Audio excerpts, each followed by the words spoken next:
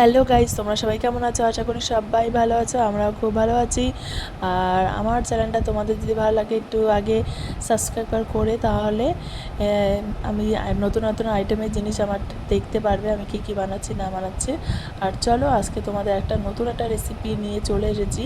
সেটা হলো মিষ্টি ডিম টোস্ট।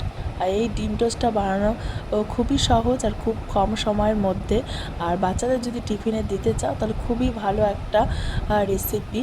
ওরা খুব টেস্টি আর কি একটা খাবার। ওরা তো মিষ্টি জিনিসটা খুব পছন্দই করে। আর কিভাবে আমি তৈরি করছি জিনিসটা তোমরা সবাই চলো দেখো। প্রথমে আমি পিস পিস যে পাউরুটিগুলো হয় সেগুলো আমি নিয়ে এসেছিলাম আর কি। সেটা ভালো করে হালকা হালকা করে ছেঁকে নিয়েছি। তারপরে 4 টুকরো করে নিয়েছিলাম, দেখো দেখতে পাচ্ছ। তারপরে হলো ডিমের আমি ভালো করে ডিম যেমন যতটা পরিমাণ লাগবে, যে কটা আর কি করবে সেই পরিমাণে আন্দাজে ডিম নেবে। ডিম নিয়ে আমি দেখো ডিম নিয়েছি, ডিমের মধ্যে চিনি দিয়ে 15 মিনিট দিয়ে রাখবে। তারপর সামান্য পরিমাণ একটু নুন দেবে। দেখো বাটারটাকে আমি ভালো করে এবার ফেটিয়ে নিচ্ছি। তাহলে কী হবে, চিনিটা গলে গেলে মিষ্টি মিষ্টি লাগবে। আর মিষ্টি জিনিস তো বাচ্চাদের ভীষণই ভালো লাগে।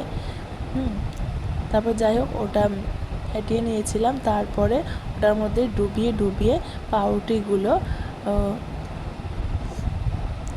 ভরিয়ে তারপরে তেলের মধ্যে ছেড়ে দিয়েছি। তারপরে হালকা হালকা করে ভেজে ভেজে নেবে, উল্টিয়ে পাল্টিয়ে দিয়ে দিয়ে, না হলে পুড়ে যাওয়ার খুব সম্ভাবনা থাকে। হালকা সিমে দিয়ে হালকা হালকা করে ভেজে নেবে। আর এই খাবারটা খুব কম সময়ের মধ্যে তৈরি হয়ে যায়। আর বাচ্চারা খুব সুস্বাদুভাবে খায়। আর দেখো আমার প্রায় ফাইনালি রেডি হয়ে গেছে। তোমাদের কেমন লাগলো আমার মিষ্টি ডিম টোস্ট রেসিপিটা অবশ্যই কমেন্ট করে বলো। চলো আজকের মতো টাটা।